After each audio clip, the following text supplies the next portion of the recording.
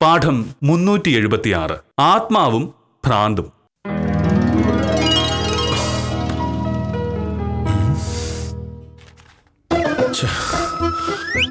ഇതവരുടെ അല്ലേ? അതിനകത്ത് കാണില്ല.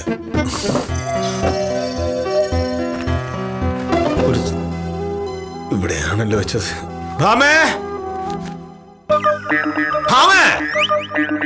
ഒരു സാധനം വെച്ചെടുത്ത് കാണില്ല. ഇതൊരു വീടാണ്. എന്താ പറഞ്ഞ മോഹനട്ട? എന്താന്ന്? ഞാനിവിടെ ഒരു ഫയൽ വെച്ചിരുന്നത് ഇപ്പൊ കാണാനില്ല. ഏത് ഫയലാ? ഇവിടെ ഒരു ഫയലേ ഉണ്ടായിരുന്നുള്ളൂ. ഇന്നലെ രാത്രി ഉറങ്ങാൻ പോയപ്പോ ഞാൻ ഇവിടെ വെച്ചതാ. ഇപ്പൊ അത് കാണുന്നില്ല. അതിനിടയിൽ നീ അതെടുത്ത് എവിടെ കൊണ്ടുപോയി? മോഹനട്ട, പല പ്രാവശ്യം ഞാൻ മോഹനട്ടോട് പറഞ്ഞിട്ടുണ്ടേ, മോഹനട്ടന്റെ ഫയലും സാധനങ്ങളും എടുത്ത് മാറ്റി വയ്ക്കലല്ല എന്റെ ജോലിയെന്ന്. എനിക്കിവിടെ വേറെ 100 കൂട്ടം ജോലിയുണ്ട്. അടുക്കളയിലെ സകല ജോലിയും തീർത്തിട്ട് വേണം 10 മണിക്ക് എനിക്ക് കോടതിയിൽ പോവാൻ. അതിനിടയിൽ നിസ്സാര കാര്യങ്ങൾ പറഞ്ഞ എന്നെ ഇങ്ങനെ മെനക്കെടുത്തല്ലേ? നിസ്സാര കാര്യമോ? ഇതെങ്ങനെ നിസ്സാര കാര്യമാവൂ? അമ്മേ, ഇന്ന് താലൂക്ക് ഓഫീസിൽ എത്തിക്കേണ്ട ഫയലാണത്. നീ അത് എവിടെ എടുത്തുകൊണ്ട് വെച്ചെന്ന് പറയുന്നതാണ് നിനക്ക് നല്ലത്. മോഹനേട്ടാ, മലയാളത്തിലാണ് ഞാൻ മോഹനേട്ടനോട് പറഞ്ഞത് ഞാൻ എടുത്തിട്ടില്ല എന്ന്. ഇനിയും മോഹനേട്ടന് വിശ്വാസം വന്നിട്ടില്ലെങ്കിൽ കൊണ്ടുപോയി കേസ് കൊടുക്കും. അല്ല പിന്നെ ഞാൻ ആ ഫയൽ ഇവിടെ അയച്ചത് എനിക്ക് നല്ല ഓർമ്മയുണ്ട്. ഇവിടെയാണ് വെച്ചിരുന്നത്. ഇപ്പൊ അതിവിടെ ഇല്ലെന്ന് പറഞ്ഞാൽ നീ എടുത്തു തന്നെ അർത്ഥം. സത്യം പറ, എവിടെയാ ഫയല്? ഓ, ആ ഫയലോ? സോറി മോഹനേട്ടാ, ഞാൻ ഇപ്പോഴാ ഓർത്തത്. ഞാൻ രാവിലെ എഴുന്നേറ്റ് വന്നപ്പോ എനിക്ക് ഭയങ്കര വിശപ്പായിരുന്നേ. ഞാൻ അതെടുത്ത് തിന്നു.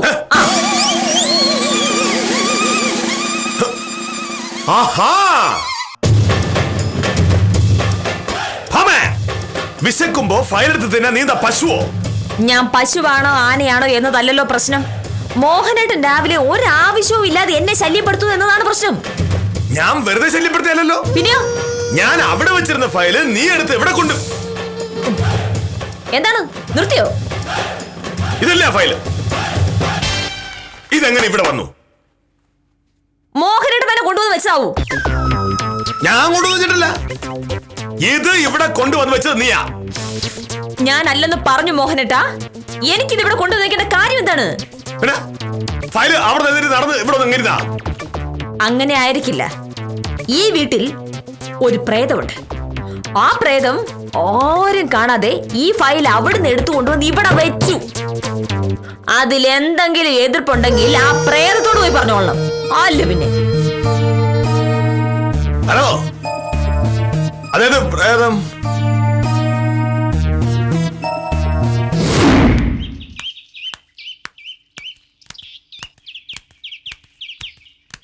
നമസ്കാരം സാർ. നമസ്കാരം. സാറിന് എന്നെ മനസ്സിലായി കാണില്ല. എന്റെ പേര് സദാശിവൻ. ഞാൻ കുറെ കാലമായിട്ട് വയനാട്ടിലായിരുന്നു. അതുകൊണ്ട് ഞാൻ ഇവിടെ വന്നപ്പോഴാണ് വിവരം അറിയുന്നേ. സാർ ഗോപാലൻകുട്ടിച്ചേട്ടന്റെ വീട് വാങ്ങിയല്ലേ? ഞാൻ ആ വീട് വാങ്ങിട്ട് 5-8 മാസമായി. 8 മാസം അവിടെ താമസിച്ചിട്ടും സാറിനൊന്നും പറ്റാത്തതാ എനിക്ക് അത്ഭുതം. ഒരു വീട്ടിൽ താമസിക്കുമ്പോൾ എന്ത് പറ്റാൻ? എന്റെ പൊന്ന് സാറേ, അതൊന്നും പറയാതിരിക്കുന്നതാ നല്ലത്. 2 കൊല്ലം മുമ്പേ ഞാൻ ആ വീട്ടിലൊരു 4 മാസം വാടകയ്ക്ക് താമസിച്ചിരുന്നു. അന്ന് ഞാൻ ചാകാതെ രക്ഷപ്പെട്ടതേ എന്റെ ഭാഗ്യം കൊണ്ടാ.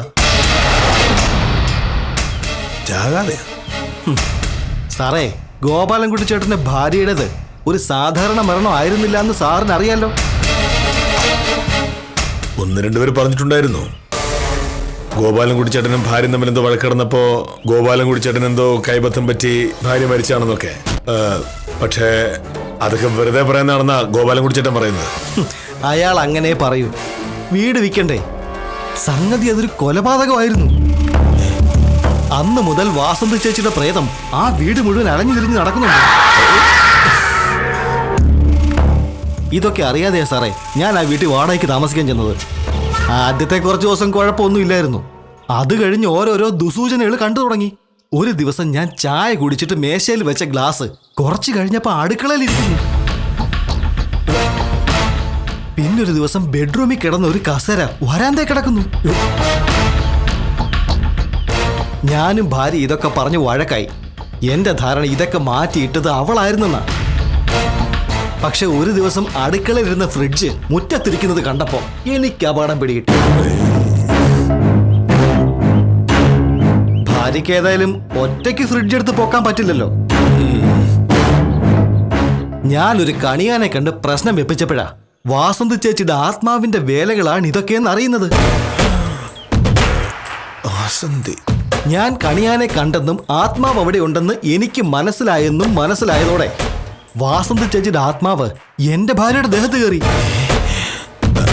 ഒറ്റയ്ക്കിരുന്ന് സംസാരിക്കുക, ചിലപ്പോ ചില ചേഷ്ടകളൊക്കെ കാണിക്കുക, അങ്ങനെ ഓരോരോ സ്വഭാവങ്ങൾ എന്റെ ഭാര്യ കാണിച്ചു തുടങ്ങി. ഒരു ദിവസം രാത്രി ഉറങ്ങിക്കിടക്കുമ്പോ എന്റെ കഴുത്തിന് പിടിച്ച് ഞെരിച്ചു കളഞ്ഞു സാറേ. അന്ന് ഒരു വിധത്തിലാണ് ഞാൻ രക്ഷപ്പെട്ടത്. നേരം വെളുത്ത പാടെ ഞാൻ പരമേശ്വരൻ ജ്യോത്സ്യരെ കണ്ടു. ജ്യോത്സ്യരാ പറഞ്ഞത് വാസന്തി ചേച്ചിയുടെ ആത്മാവ് എന്റെ ഭാര്യയുടെ ദേഹത്ത് കയറിയിട്ടുണ്ടെന്ന്.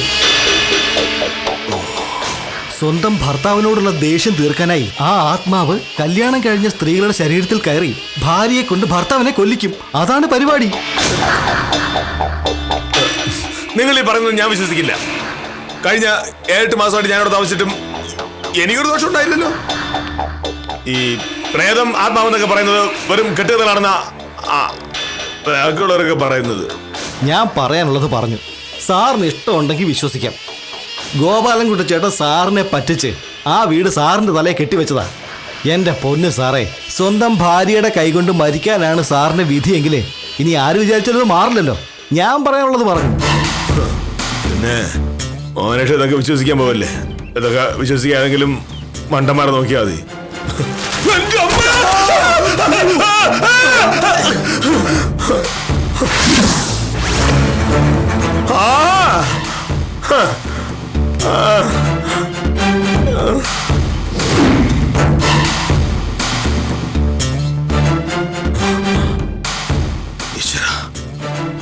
സദാശിവം പറഞ്ഞ നേരാ. സാധനങ്ങൾ സ്ഥലം മാറ്റി വെക്കുന്നത് വാസന്തിയുടെ ശീലമാ. അങ്ങനെയാണെങ്കിൽ ആത്മാവ് ഭാമയുടെ ശരീരത്തിൽ കയറി കാണൂ. ഒന്ന് നോക്കിക്കളയാം.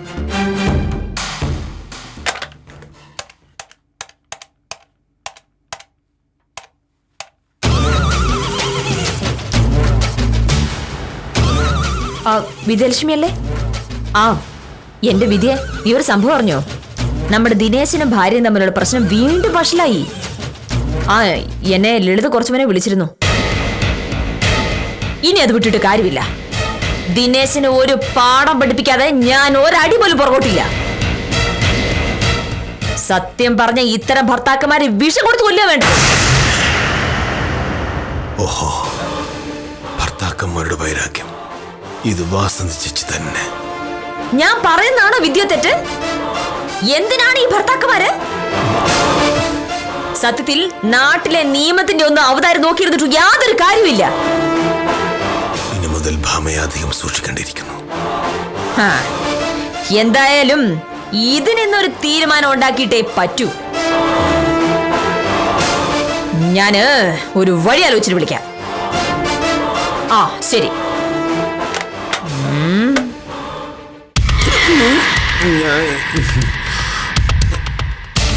മോനടാ, എന്താ എന്താന്ന്? നീ ആരോടാ സംസാരിച്ചത്? അതാരെങ്കിലും ആട്ടെ. ഭാര്യ ആരോടാ ഫോണിൽ സംസാരിക്കുന്ന അറിയാനുള്ള അവകാശം ഭർത്താവിനില്ലേ? എനിക്കറിയില്ല. നിനക്കൊന്നും അറിയില്ല, പക്ഷെ എനിക്കെല്ലാം മനസ്സിലാകുന്നുണ്ട്. ഞാൻ ഒരു മണ്ടനാണെന്ന് നീ കരുതരുത്. നിനക്കൊരു ധാരണയുണ്ട് എന്നെ പറ്റിക്കാമെന്ന്. അത് വെറുതെയാ. സംഭവിക്കുന്നതൊക്കെ എനിക്ക് മനസ്സിലായി. എന്ത്? ഒന്നുമില്ല, ഒന്നുമില്ല.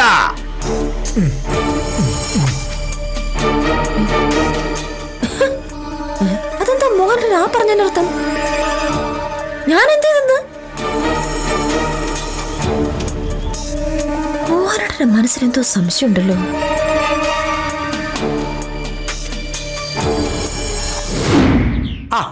നമസ്കാരം വക്കീലേ. നമസ്കാരം. പിന്നെ വളരെ അത്യാവശ്യം ഒരു കാര്യത്തിനാണ് ഞാൻ ഇപ്പൊ വന്നത്. വക്കീലിന്റെ സഹായം കിട്ടിയേ പറ്റൂ. കാര്യം പറ ഉത്തമ. കിഴക്കിലെ സെബാസ്റ്റിനെ വക്കീലിനെ അറിയാലോ? ആ, സർക്കാർ ആശുപത്രിയുടെ മുമ്പിൽ ചായക്കട നടത്തുന്ന സെബാസ്റ്റിനെ അറിയാം. ആ, ഈ സെബാസ്റ്റിന്റെ കല്യാണം കഴിഞ്ഞിട്ട് 3 കൊല്ലമായി. അവന്റെ ഭാര്യ സെലീന എന്ന് പറഞ്ഞ ഒരു പാവം പെണ്ണാണ്. ആ വീട്ടിലെ സകല ജോലിയും ചെയ്യും. ബാക്കിയുള്ള സമയത്ത് ചായക്കടയിൽ സെബാസ്റ്റിനെ സഹായിക്കുകയും ചെയ്യും. ഉത്തമ കാര്യം പറ. ഈ സെബാസ്റ്റിൻ എന്ന് പറഞ്ഞ ഒരു പ്രത്യേക ടൈപ്പാണ്. ഒന്ന് പറഞ്ഞ് രണ്ടാമത്തേനും ഭയങ്കരമായിട്ട് ദേഷ്യപ്പെടും. ദേഷ്യം വന്നു കഴിഞ്ഞാൽ പിന്നെ അവനെ പിടിച്ചാ കിട്ടൂല. വായി തോന്നിയതൊക്കെ വിളിച്ചു പറയും. ചിലപ്പോ സെലീനെ തല്ലിയെന്നും വരും. അത് കൊള്ളാലോ. കൊണ്ടുപോയി കേസ് കൊടുത്ത് അവനെ പിടിച്ച് ജയിലിടയല്ലേ വേണ്ടത്. സെലീനയുടെ വീട്ടുകാരെ അത് തന്നെയാണ് പറയുന്നത്. പക്ഷെ ഞാൻ പറഞ്ഞില്ലേ വക്കീലെ, സെലീന എന്ന് പറഞ്ഞ ഒരു പാപം പിടിച്ച പെണ്ണാണ്. അവക്ക് ഭർത്താവ് എന്ന് പറഞ്ഞ ഭയങ്കര ജീവനാണ്. സഹിക്കാവുന്നിടത്തോളം അവള് സഹിച്ചു. പക്ഷെ ഓരോ ദിവസം കഴിയും തോറും ഈ സെബാസ്റ്റിന്റെ ഉപദ്രവം കൂടി കൂടി കൂടി വരികയാണ്. സെലീനയുടെ ബന്ധത്തിലുള്ള ആരോ നിർബന്ധിച്ച് ഒടുവിൽ ഈ 2 പേരും കൂടെ ഒരു സൈക്കാട്രിസ്റ്റിനെ പോയി കണ്ടു. പരിശോധനയും സംസാരവും ഒക്കെ കഴിഞ്ഞതിന് ശേഷം ഡോക്ടർ പറഞ്ഞ് ഈ സെബാസ്റ്റിന് മാനസിക പ്രശ്നം ഉണ്ടെന്ന്. അമിതമായി ദേഷ്യപ്പെടുന്നതും ഒരു കാരണവുമില്ലാതെ വഴക്കുണ്ടാക്കുന്നതും ഒക്കെ മാനസിക രോഗത്തിന്റെ ലക്ഷണമാണെന്നാണ് ഡോക്ടർ പറയുന്നത്. ഇനി ഇത് കൂടി കൂടി വരും. കുറച്ച് കഴിയുമ്പോ അത് സംശയ രോഗവും ആവും. പിന്നെ നമ്മളെ പിടിച്ചാ കിട്ടൂല. അതിനു മുമ്പേ ചികിത്സിക്കണമെന്നാണ് ഡോക്ടർ പറഞ്ഞിരിക്കുന്നത്. എന്നിട്ട് ചികിത്സയ്ക്ക് സെബാസ്റ്റ്യൻ തയ്യാറല്ല. അതെന്താ? അതിന്റെ പേരിൽ വഴക്കായപ്പോ ഒരു ദിവസം സെബാസ്റ്റ്യൻ പറഞ്ഞു അവനെ പ്രാന്താശുപത്രി കൊണ്ടുപോയി കിടത്തിയിട്ട് സെലീനയ്ക്ക് കാമുകന്റെ കൂടെ പോകാനുള്ള കള്ളമാണ് ഇതൊക്കെ എന്ന്. ഓ, വന്ന് ഇപ്പൊ സെലീന മൊത്തം സംശയമാണ്. സെലീന ആരോടെങ്കിലും മിണ്ടിയാ സംശയം, സെലീനയ്ക്ക് ഒരു ഫോൺ വന്നാ സംശയം, എന്തിന് സെലീന വെറുതെ ഇരുന്നാ പോലും സംശയം. ആ പെങ്കൊച്ചിന് ജീവിക്കാൻ വയ്യാത്ത സ്ഥിതിയാണ് വക്കീലെ. ഈ ബന്ധം എങ്ങനെയെങ്കിലും ഒഴിവാക്കി തരണം. എന്താണ് മാർഗം? അതിനൊരു പാടുമില്ലുത്തുമ. സെബാസ്റ്റിനെ ചികിത്സിച്ച ഡോക്ടറുടെ ഒരു സർട്ടിഫിക്കറ്റ് വാങ്ങി തരാമെങ്കിൽ പുല്ല് പോലെ ഞാൻ ഡൈവേഴ്സ് വാങ്ങിത്തരാം. മാനസിക രോഗിയായ ഒരാളുടെ കൂടെ കഴിയാൻ ഒരാളോടും ഒരു കോടതിയും പറയില്ല. ഇതൊക്കെ സെലീനയുടെ കൂടെ കുഴപ്പമെന്ന് ഞാൻ പറയും. ഭർത്താവ് അസ്വാഭാവികമായി പെരുമാറുന്നതായി തോന്നുമ്പോഴേ ഒരു ഡോക്ടറെ കാണണമായിരുന്നു. ഒരുപാട് ദേഷ്യപ്പെടുന്നവരെയും ഒരുപാട് സന്തോഷിക്കുന്നവരെയും ഒരിത്തിരി സങ്കടപ്പെടുന്നവരെയും ഒക്കെ സൂക്ഷിക്കണമെന്നാ പറയുന്നത്. ആദ്യമൊന്നും ഇതാരും കാര്യമായിട്ട് എടുക്കില്ല. പിന്നെ സംശയമാകും, വഴക്കാകും, തർക്കമാകും, അടിയാകും.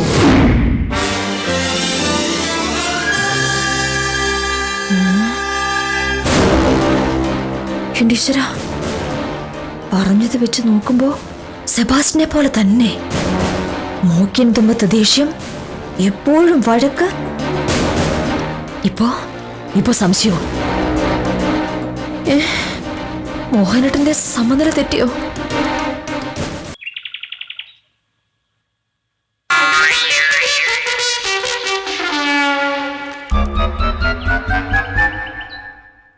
മോഹനേട്ടാ, ചായ.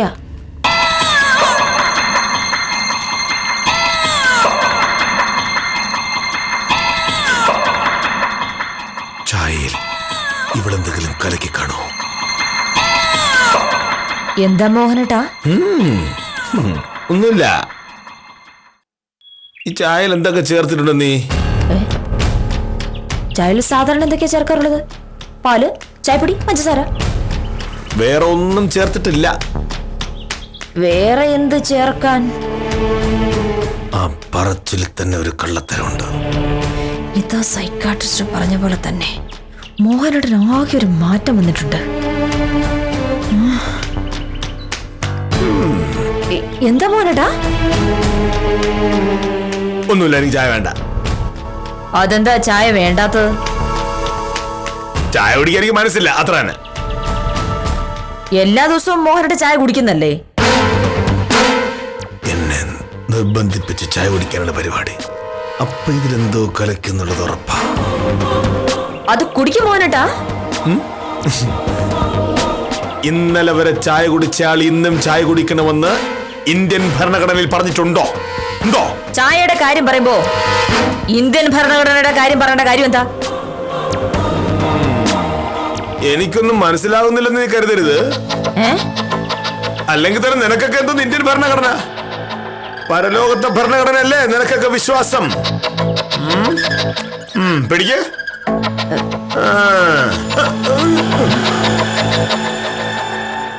എന്റെ ഈശ്വര, ഇത് ഞാൻ വിചാരിച്ചതിനെക്കാട്ടിലും കൂടിയ അവസ്ഥയാണല്ലോ. അയ്യോ,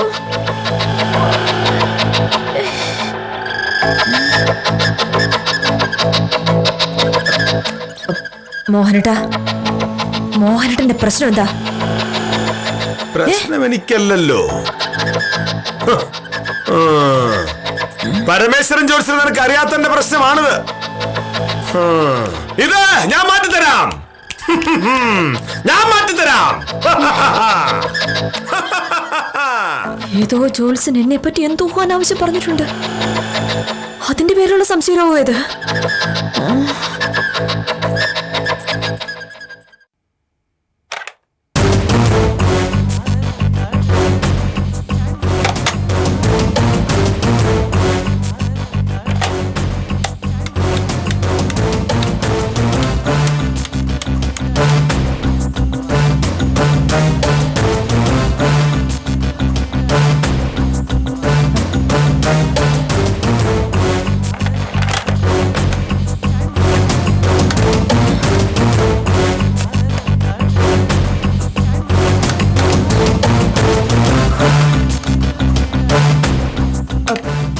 മോഹനേട്ടാ, സത്യം പറ, മോഹനേട്ടൻ ഏത് ജോത്സ്യന്റെ അടുത്താ പോയത്? ഞാൻ പല ജ്യോത്സ്യന്മാരെടുത്തും പോകും, അതും ഭയങ്കര ശക്തിയുള്ള ജ്യോത്സ്യന്മാരെടുത്തും. അവരുടെ ഒന്നും അടുത്ത് നിനക്ക് പിടിച്ചിരിക്കാൻ പറ്റില്ല. അപ്പോ എന്റെ കണക്കൂട്ടൽ തെറ്റിയില്ല. ഏതോ ജോത്സ്യൻ മോഹനേട്ടനോട് എന്തോ പറഞ്ഞു പിടിപ്പിച്ചിട്ടുണ്ടല്ലേ? അങ്ങനെ എന്തോന്നല്ല, എല്ലാരും അറിഞ്ഞ്. നീ എന്നെ പറ്റിക്കാനും നോക്കണ്ട. നീ ആരാണെന്നും എന്താ നിന്റെ ഉദ്ദേശം എന്നൊക്കെ എനിക്ക് മനസ്സിലായി. ഞാൻ ആരാണെന്ന് ഇതുവരെ മോഹനേട്ടന് മനസ്സിലായില്ലായിരുന്നു. ഇതുവരെ മനസ്സിലാക്കിയൊന്നും അല്ലല്ലോ സത്യം. ഇപ്പോഴാ നിന്റെ തനിസ്വരൂപം എനിക്ക് പിടികിട്ടിയത്.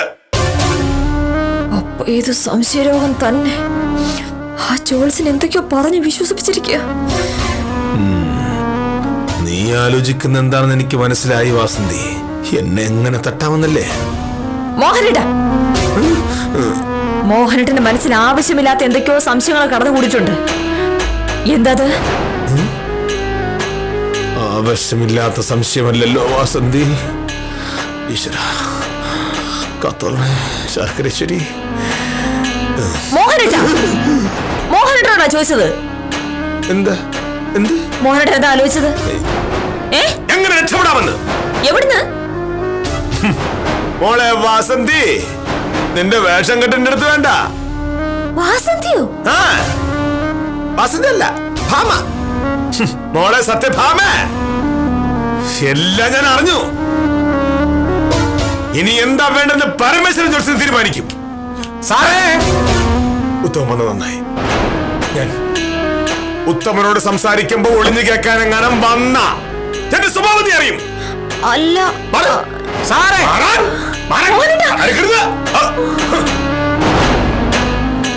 അയ്യോ, സംഗതി ആകെ പ്രശ്നമാണല്ലോ. എത്ര പെട്ടെന്ന് മോഹനേട്ടനെ ഒരു ഡോക്ടറെ അടുത്ത് കൊണ്ടുപോയി പറ്റൂ. എന്റെ ഭഗവാനെ, ഇനി എന്തോ ഒരു വഴി. നമസ്കാരം സാറേ. ഉത്തമ, ഒരു പ്രശ്നമുണ്ട്. എന്താ? നമുക്ക് എത്രയും പെട്ടെന്ന് പരമേശ്വരൻ ജോത്സ്യനെ പോയി കാണണം. ഉത്തമൻ അയാളുടെ വീടറിയാമോ? അല്ല സാറേ, ഒന്ന് പോയേ. സാറിന്റെ പ്രശ്നം എന്താണെന്ന് എനിക്ക് മനസ്സിലായി. അതിന് പരമേശ്വരൻ ജോത്സ്യന്റെ വീട്ടിൽ പോകേണ്ടെന്ന് ഒരു കാര്യമില്ല. അപ്പൊ ഉത്തമന് കാര്യങ്ങളൊക്കെ അറിയല്ലേ? എന്നിട്ടാണ് ഇത്രയും നാൾ പറയാതിരുന്നത്. എന്ത്? ഗോപാലൻ കുട്ടിച്ചേട്ടൻ കുറച്ച് കാശ് കമ്മീഷനായി തന്നപ്പോ പ്രേതബാധയുള്ള ഈ വീട് എന്റെ തലയിൽ കെട്ടിവെച്ചു. ഞാൻ ഈ വീട് വാങ്ങിയ കാലം മുതൽ കേൾക്കുന്നതാ ഈ പ്രേതബാധയുടെ കഥ. പക്ഷെ എനിക്കിതുവരെ ഒരു ദോഷവും വരാത്തത് കൊണ്ട് ഞാൻ വിചാരിച്ചു ഇത് വെറും കള്ളക്കഥയാണെന്ന്. പക്ഷേ സദാശിവൻ കഴിഞ്ഞ ദിവസം ഒരു ആത്മാവിന്റെ കഥ പറഞ്ഞപ്പോ സാറതങ്ങ് വിശ്വസിച്ചു. സദാശിവനോ? സദാശിവൻ എന്നോട് സംസാരിച്ച കാര്യം ഉത്തമൻ എങ്ങനെ അറിഞ്ഞു? സാറേ, അത് അറിഞ്ഞത് കൊണ്ടാണ് ഞാൻ ഇപ്പൊ ഇങ്ങോട്ട് ഓടി വന്നത്. റിയൽ എസ്റ്റേറ്റ് ബിസിനസ് നടത്തുന്ന പ്രഭാകരനെ സാർ അറിയാം. ആ പ്രഭാകരനാണ് സദാശിവനെ കൊണ്ട് ഈ കഥ സാറിനോട് പറയിച്ചത്. പ്രഭാകരൻ ഈ വീട് വാങ്ങാൻ കുറേ മെനക്കെട്ടതാ. വില ഒത്തു വരാത്തതുകൊണ്ട് കച്ചവടം നടന്നില്ല. സാറാണെങ്കിൽ വീട് വാങ്ങുകയും ചെയ്തു. ഇപ്പൊ കൊള്ളാമെന്നുള്ള ഏതോ പാർട്ടി ഈ വീട് കണ്ട് ഇഷ്ടപ്പെട്ടിട്ട് ഇത് കച്ചവടമാക്കി തരുമോ എന്ന് പ്രഭാകരനോട് ചോദിച്ചു. സാർ ഈ ജമ്മത്ത് ഈ വീട് വിൽക്കില്ല എന്ന് ഞാൻ അന്നേ പ്രഭാകരനോട് പറഞ്ഞതാ. അപ്പോ പ്രഭാകരൻ വളഞ്ഞ വഴി ഉപയോഗിച്ചു. ഇവിടെ പ്രേതബാധയുണ്ടെന്ന് പറഞ്ഞ് സാറിനെ ഇവിടെ നിന്ന് ഇറക്കുക. അതിനാണ് ഒരു കഥയുണ്ടാക്കി സദാശിവനെ പറഞ്ഞു വിട്ടത്. എന്താ സാറേ, സദാശിവ ഈ വീട്ടിൽ താമസിച്ചിട്ടുമില്ല, അവന്റെ ഭാര്യയ്ക്കും ഒരു പ്രശ്നം ഉണ്ടായിട്ടില്ല. ഇന്നലെ രാത്രി അടിച്ച് പിറ്റായിട്ട് സദാശിവൻ കൃഷ്ണൻകുട്ടിയോട് ഈ കഥ പറഞ്ഞു. എന്നെ കണ്ടപാടെ ഇങ്ങനെ ഒരു പ്രശ്നം ഉണ്ടെന്നും പറഞ്ഞുകൊണ്ട് എന്നെ ഇങ്ങോട്ട് വിട്ടതേ കൃഷ്ണൻകുട്ടിയാണ്. അപ്പൊ പാമ്പയ്ക്ക് പ്രശ്നമൊന്നുമില്ലേ? ബാക്കിയില്ലെന്തോന്ന് പ്രശ്നം? എനിക്ക് തോന്നിയായിരിക്കുമല്ലേ. നമസ്കാരം വക്കീലേ. ഞാൻ ഉത്തമനെ വിളിക്കായിരിക്കായിരുന്നു. എന്ത്? അതെ, ഒരു അത്യാവശ്യ കാര്യമുണ്ട്. എന്താണ് വക്കീലെ പറ. സെലീനയോട് ഒരു 11:30 ആകുമ്പോഴേക്കും ഓഫീസിൽ വരാൻ പറയണം. പിന്നെ അന്ന് സെലീനയുടെ ഹസ്ബൻഡിനെ ചികിത്സ ഡോക്ടറുടെ പേരെന്താന്ന് പറഞ്ഞു? ആ ഡോക്ടറുടെ പേരെന്താണെന്ന് എനിക്ക് അറിഞ്ഞൂടാ. പക്ഷേ അറിയാന്നുള്ള വേറൊരു കേസ് പറയട്ടെ. എന്ത് കേസാ? സെലീനയ്ക്ക് വേറെ ആരോ ആയിട്ട് ബന്ധമുണ്ടായിരുന്നതാണല്ലോ സെബാസ്റ്റ്യന്റെ സംശയം. അത് സംശയം ആയിരുന്നില്ല വക്കീലെ, സത്യമായിരുന്നു. സത്യം? കല്യാണത്തിന് മുമ്പ് സെലീനയ്ക്ക് ഒരു പ്രേമം ഉണ്ടായിരുന്നു. വീട്ടുകാരെ എതിർത്തുകൊണ്ട് ആ കല്യാണം നടന്നില്ല. പക്ഷെ സെബാസ്റ്റ്യനുമായിട്ടുള്ള കല്യാണം കഴിഞ്ഞും സെലീന പഴയ ബന്ധം ഇങ്ങനെ കൊണ്ടു നടന്നു.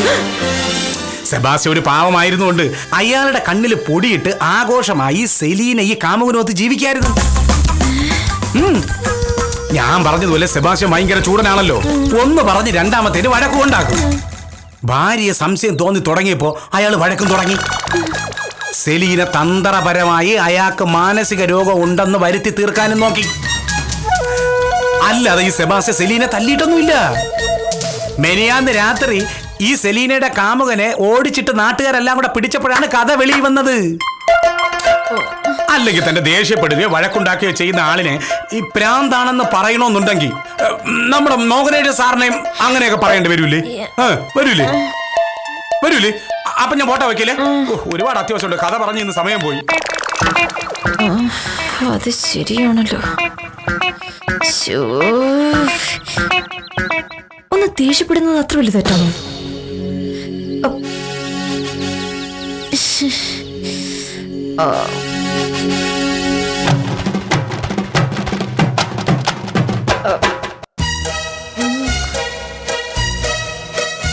മോഹനേട്ടാ, അതെ പിന്നെ എനിക്കൊരു അബദ്ധം പറ്റുന്ന സംശയമുണ്ട്. എന്താ അബദ്ധം? പിന്നെ ഗോപാലൻകുട്ടി ചേട്ടന്റെ മരിച്ചുപോയ ഭാര്യയുടെ ആത്മാവ് ഈ വീട്ടിലുണ്ടെന്ന് എന്നോടൊരാൾ പറഞ്ഞപ്പോ ഞാൻ കരുതി ആ ആത്മാവ് നിന്റെ ശരീരത്തിൽ കയറി കാണുന്നു. അല്ല, നിന്റെ പെരുമാറ്റം അതുപോലെയൊക്കെ തന്നെ ആയിരുന്നു. അതാണോ വാസന്തി എന്നൊക്കെ വിളിച്ചത്? ഇപ്പൊ ഉത്തമൻ പറഞ്ഞപ്പോഴാ ആ സദാശിവ എന്നെ പറ്റിക്കാൻ വേണ്ടി പറഞ്ഞാണെന്ന് മനസ്സിലായത്. അതെ മോഹനട്ടാ, എനിക്കും ഒരബദ്ധം പറ്റിയോ എന്നൊരു സംശയം. മോഹനേട്ടന്റെ പെരുമാറ്റം കണ്ടപ്പോ മോഹനേട്ടന് പ്രാന്താന്ന് ഞാനും കരുതി. മോഹനേട്ടനെ ഡോക്ടറെ അടുത്ത് കൊണ്ടുപോകാൻ ഞാൻ ആലോചിക്കുമായിരുന്നു. എന്നിട്ട് ഉത്തമനാ ഇപ്പൊ പറഞ്ഞത് ഒരാൾ ദേഷ്യപ്പെടുന്നതും വഴക്കുണ്ടാക്കുന്നതൊക്കെ സാധാരണയാണെന്ന്. അല്ല, മോഹനേട്ടൻ പണ്ടേ അങ്ങനെയാണല്ലോ. ഞാൻ പക്ഷെ തെറ്റിദ്ധരിച്ചു.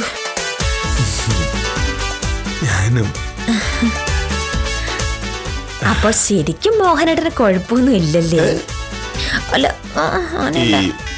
വാസന്തിയുടെ ആത്മാവ് നീയായിട്ട് ധാരണ ഒന്നും ഉണ്ടാക്കില്ലല്ലോ.